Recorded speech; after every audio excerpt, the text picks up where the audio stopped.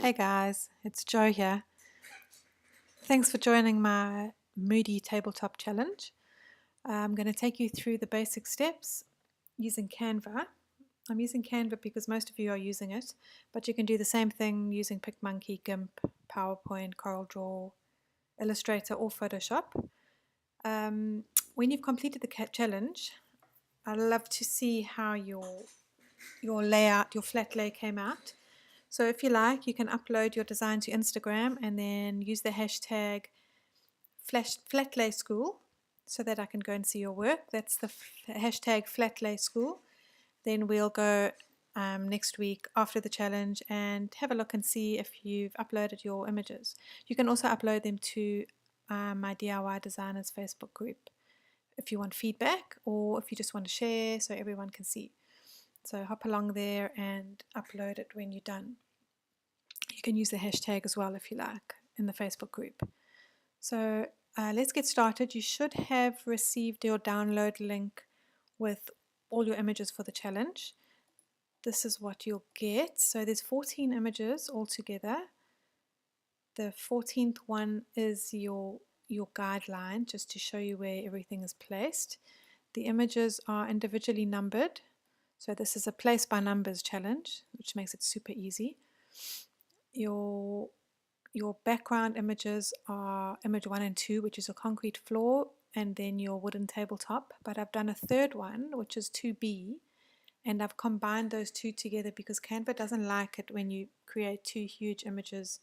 It sees them both as background images and then deletes the one. So for Canva users, you can use this combined image. Okay, just if you can bear with me, I'm referring to my notes where I've written down the order of the images, so while I'm placing them live in Canva, I can make sure I'm putting them in the same order that they actually are in the folder that they're named as. Okay, I'm just going to get rid of that. Okay, so in Canva, you will need to select your Instagram post layout to start because it's square. It's 1080 by 1080, which is slightly smaller than the actual image sizes, that the PNGs that are supplied. So you'll need to reduce those fractionally. The centimeter size for that, if you're using another program, if you're working in centimeters, is 12 centimeters square. So you start with your blank page with your square background, and the first thing you'll need to do is upload all your images. If you haven't done that already, feel free to hit pause if you want to do that now. Otherwise, if you already have them uploaded, we'll just carry on with the challenge. So you can either drag and drop your images, or you can double click them in. Pull through the background image first. It will take up the whole area. You can extend it past the edge of the page. It'll just clip into there like a background.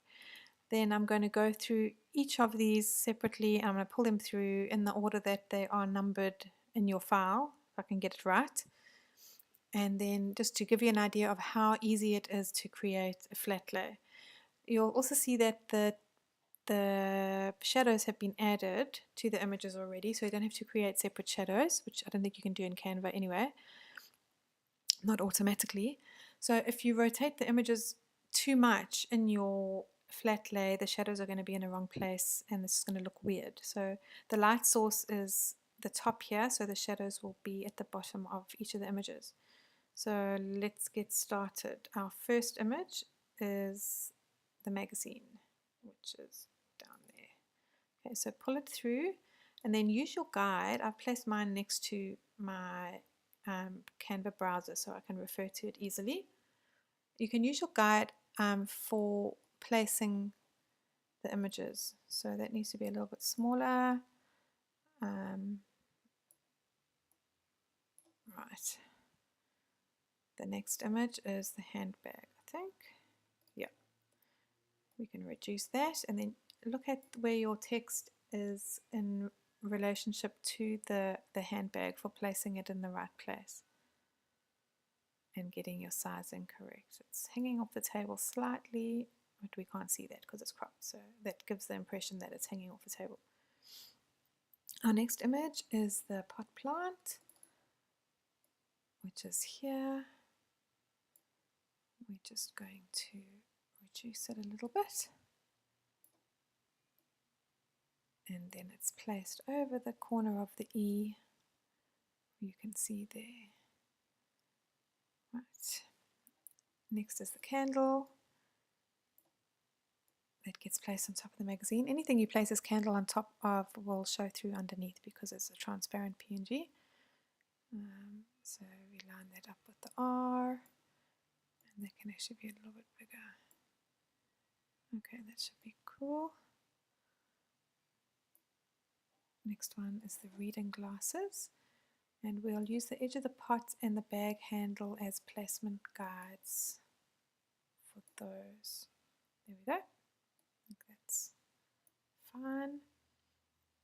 Then you'll see our guideline image. We have 2 coffee cups, and you've obviously only got one here, but that's because we're going to duplicate it. No, we're not going to delete it. We're going to duplicate it.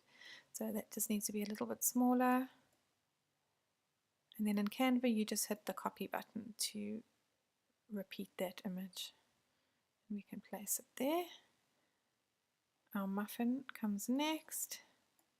That muffin plate is the same size as the coffee cup saucer, so that helps with sizing it. And just fit that between the 2 cups, slightly up. We're nearly there. This is how quick it is. Next we have our napkin. And you can use the edge of the table as a guideline for placement for that, and then the corner goes between the cups like that. That one might need to move up a bit. Then on top of that goes our bread plate. It also needs to be reduced, but this one is not as small as the saucer. It's slightly bigger, being a bread plate, not a saucer. So it fits there. And then our last image to pull through is the fork. That can be placed on the napkin. So you can see how the layering works and gives the impression of an actual scene and tells a story of what this person was doing. They were sitting maybe in a coffee shop, having a cup of coffee. There's 2 cups, so there's probably a friend with them, and they've been shopping. So it creates a whole scene that you can pull through a story for your brand. My cat's jumping all over my desk. Just sorry, he's trying to chew my microphone cable. Alright, so that's it. To download it, just hit download and then select the PNG option and download it to your computer. And you can, from there, you can upload it to Instagram and hashtag it, or do whatever you want with it pretty much. If you're feeling creative, you can duplicate that page and create your own designs using the same images. So here I've made another one that's a little bit different. It has the same elements, but it's a bit different. And then I've made a third one where I've actually flipped the table so that the tabletop goes in a different direction. I've made the pot plant bigger, and it's just a different design. So it's basically limited to your imagination. As many things you can think of, that is what you can create with one pack. If you have multiple packs, image packs, you can create really endless stock images for your business that no one else will have, because no one else is going to have that exact same layout that you've used. And that's it. Thanks for doing the challenge. Remember to please share your images with hashtag, what hashtag were we using? Flatlay School in Instagram, and in the DIY Designers Facebook group if you're a group member.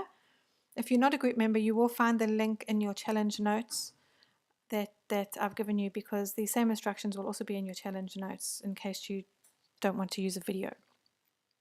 And that's it. Thanks for joining, and we'll see you in the next challenge. Bye.